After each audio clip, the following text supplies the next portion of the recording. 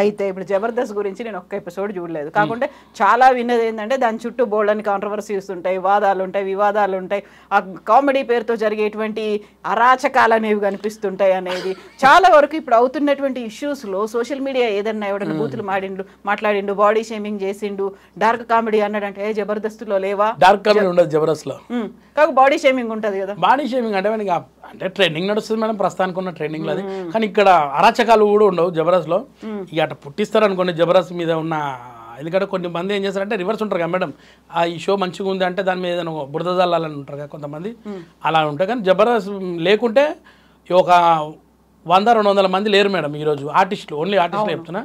దాని దయవల్లనే ఉన్నాము.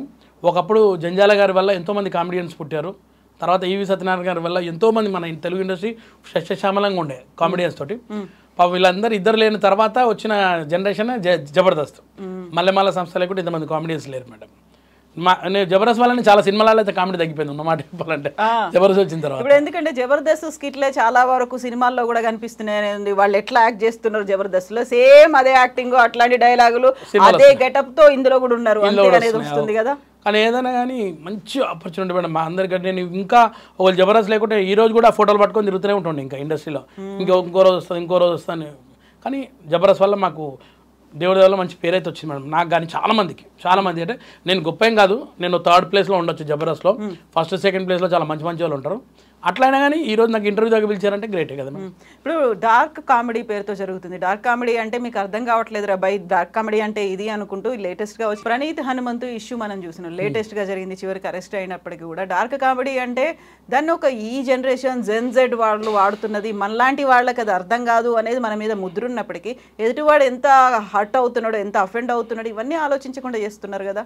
నిజంగా మేడం నాకు తెలియదు, ఈ మధ్యకాలం చాలా మంది యూట్యూబ్లో చూసిన తర్వాత ఏమైందని చూసిన మేడం. ఇంతకుముందు నేను 2-3 కొన్ని చూసినా నేను, అంటే మన తెలుగు సినిమాల గురించి చాలా వరస్ట్గా మాట్లాడడం, వాళ్ళు 3 కూర్చుంటారు ఎక్కడి నుంచో బయట కంట్రీస్లో కూర్చుంటారు, వాళ్ళకి ఏం తెలియదు ఇక్కడ ఏం జరుగుతుంది అనేది, దాన్ని చాలా హేళనగా మాట్లాడేస్తుంటారు వాళ్ళు ఇష్టం కొంచెం వాళ్ళంతా వాళ్ళే నవ్వుకుంటారు, వాళ్ళే చేసుకొని వాళ్ళే నవ్వుకుంటారు. దీన్ని డార్క్ కామెడీ అంటారో తెలియదు. ఇలాగే హిందీలో ఒక ప్రోగ్రామ్ ఉండే ఏఐబీ వాళ్ళది ఉండే ఇంతకుముందు, అతను కొంచెం ఫేమస్, ఆయన కూడా అట్నే చేస్తాడు. కానీ ఆయనకు కూడా ఇలాంటి సమన్స్ వచ్చిన తర్వాత ఆయన మొత్తం బంద్ చేసి ఏఐబీ అనే షో బంద్ చేసి ఇలాంటి సేమ్ కాన్సెప్ట్ పెడితే ఆ కాన్సెప్ట్ వీళ్ళు కాపీ కొట్టారు హిందీలోది. కానీ వాళ్ళు ఒక లిమిట్ దాకా మాట్లాడతారు వాళ్ళు హిందీలో, వాళ్ళకి తెలుసు ఏమవుతుంది అనేది, వీళ్ళు దాటిర్రు మొత్తం. అవును కదా. మొన్న మేడం అది చూసిన తర్వాత నిజంగా ఇలా కొట్టాలన్నా ఏందో అనిపించింది మేడం. ఎదురుగా కనిపిస్తే ఏం చేద్దాం, నిజంగా కొట్టాలి మేడం. ఏంది వరస్ట్ ఫెలోస్, అంత పెద్ద నాలెడ్జ్ ఉన్నోళ్ళగా మాట్లాడి అంత గలీజ్గా మాట. ముఖ్యంగా మధ్యలో నల్ల కలర్ డ్రెస్ వేసుకున్న పోరగాడు ఉన్నాడు, వాడైతే వరస్ట్. వానికి ఏమనిపిస్తుందేమో అర్థం కాదు. కానీ వాళ్ళ ఇంట్లో అక్క చెల్లెలు కానీ చిన్నపిల్లలు కానీ ఉండరా మేడం, చిన్న పిల్లలు పట్టుకొని అంత గలీజ్ మాట మాడతారు వాళ్ళు. ఇప్పుడు దాన్ని ఎంజాయ్ చేసే ట్రెండ్ వచ్చింది, లేకుంటే దాన్ని ఎంజాయ్ చేసే అనేది, లేకుంటే 2 లక్షల మంది సబ్స్క్రైబర్లు ఎందుకుంటారు దానికి? అంతా అవుట్ ఆఫ్ కంట్రీస్ మేడం, వాళ్ళకి ఇలాంటి సెంటిమెంట్స్ ఉండవు కదా. ఇండియాలో ఏంటంటే కల్చర్, మన కల్చర్ ఏంటి, మనం ఏంది మేడం, ఇలాంటి మాడతారా వాళ్ళు అనుకోవాలి. మన దగ్గర కూడా చూస్తారు కదా మేడం.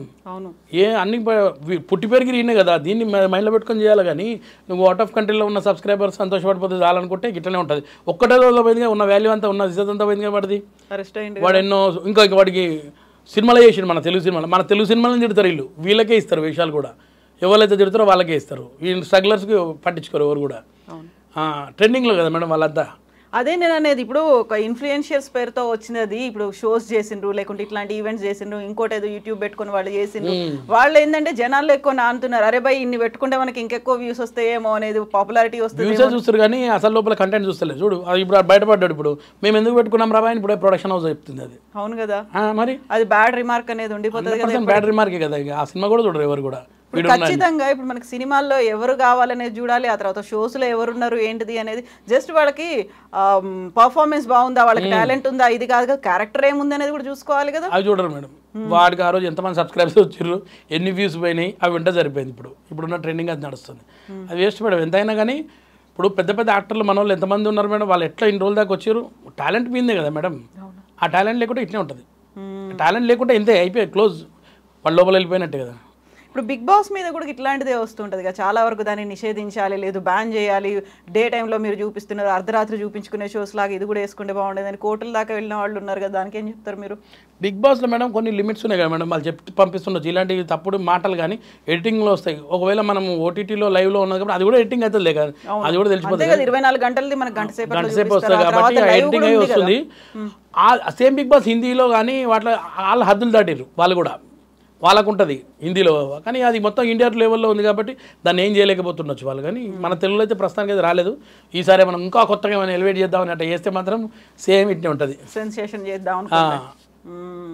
అయితే మీరు 98లో వచ్చిండ్రు ఇండస్ట్రీ. 98 అంటే ఇండస్ట్రీలో ఇప్పుడు తెలంగాణ నుంచి వచ్చిన వాళ్ళకి ఆఫర్స్ చాలా తక్కువ ఉండేది. ఏమన్నా ఉంటే కమెడియన్ లేకపోతే విలన్, అంతే కదా? కామెడియన్ ఎక్కడ మేడం? కమెడియన్ కూడా లేదు అంటే ఇప్పుడు పక్క తెలంగాణ పోరగానే అందరు కామెడియన్స్ తయారైపోయారు. ప్రతి సినిమాలో కూడా తెలంగాణ ఉంది ఇప్పుడైతే, అప్పుడు లేదు కదా మేడం. ఒకటి విలన్ బ్యాచ్కే అవి కూడా తెలంగాణ 2 డైలాగులు ఉన్నాయి. కానీ తెలంగాణలో డైలాగులు చాలా ఎంజాయ్ చేసిరు, అంత స్వీట్గా ఉంటాయి అనేది వర్మ గారి సినిమాలనే తెలిసింది మనకు. శివ కానీ నర్సింగ్ పైల్వాన్ మాట్లాడే డైలాగ్స్ కానీ అవన్నీ ఎంత ఉత్తేజన మాట్లాడి ఈ తెలంగాణ అని చాలా మంచిగా ఉండేవి అప్పుడు. ఆ తర్వాత మారింది, అంత బిఫోర్ అయితే అంత కనపడలే మేడం. ఒట్టి హెంచ్మెన్స్ రౌడీలకే ఉండేవి డైలాగులు. అప్పుడు మేము కూడా వచ్చినప్పుడు కూడా నా డైలాగ్స్ వీళ్ళకి అర్థం కాకపోతుండే, తెలంగాణ మాట్లాడుతుండే పక్క.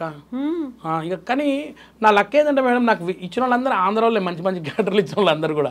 కాకుండా స్ట్రగుల్స్ అనేవి చాలా పడ్డామని చెప్పిన వివి వినాయక్ గారు అసలు నాకు సంబంధమే లేదు సార్.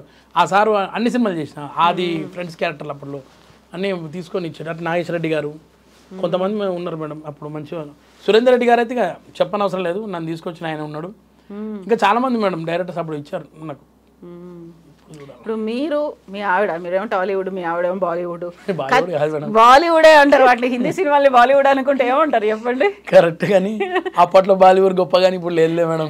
కాదు, అయితే మీరిద్దరు ఈ 2 ఇండస్ట్రీలో ఉన్న తర్వాత పిల్లలకి ఆబ్వియస్ గా అరే అనే ఒక ఫీల్ ఉంటుంది కదా, అటు పోతే బాగుండేదేమో. వాళ్ళకా? మా వాళ్ళంతా ఒక టైప్ మేడం, మా పెద్దోడు కానీ చిన్నోడు కానీ. వాళ్ళు మా మిస్సెస్ యాక్టింగ్ చేయడం అంటే వాళ్ళు ఎప్పుడు కూడా నేను మంచి యాక్టర్గా ఇష్టం, కానీ మా మిస్సెస్ గురించి ఎప్పుడు కూడా వినలే. కానీ జీన్స్లో అయితే ఉంటాయి కదా, వినకపోతే ఏంది అనిపిస్తుంది కదా. మా పెద్ద ఆయనకు ఉంటుంది కొంచెం, చిన్నోడికి అంత ఉండకపోవచ్చు కదా మేడం. అదొక టైప్లో ఉంటాడు మేడం. ఎందుకంటే మా మిస్సెస్ని ఎప్పుడు మంచిగా చూసుకోవాలి, ఇంట్లోనే ఉండాలని ఉంటుంటుంది మా చిన్నోడికి. ఎప్పుడైనా మేము షోస్ ఉంటాయి కదా మేడం, ఈటీవీ ఈవెంట్లకు పోతుంటారు, ఈవెంట్ షోస్ పోతే మా మిస్సెస్తో డ్యాన్స్ చేసినా ఏం చేసినా వద్దంటారు ఇల్లు, రాంది ఎందుకు అక్కడికి ఉంటుంది చేయొద్దు అని అంటారు అన్నమాట. అమ్మాయి ఏం చేసిందో తెలియదు, చెప్పలే ఇందాక. తెలుసు మేడం, వాళ్ళు కూడా ఫోటోలు గిట్లా చూసి వాళ్ళు కూడా అనుకుంటారు. షాక్ అవుతారు వాళ్ళు, అమితాబ్ బచ్చన్ తోటి ఉన్న ఫోటో, షారుఖ్ ఖాన్ తోటి ఉన్న ఫోటో చూసి వాళ్ళు కూడా ఫుల్ ఎంజాయ్ చేస్తారు. కానీ వాళ్ళు కొంచెం ఫీల్ అవుతారు అట్లా అని.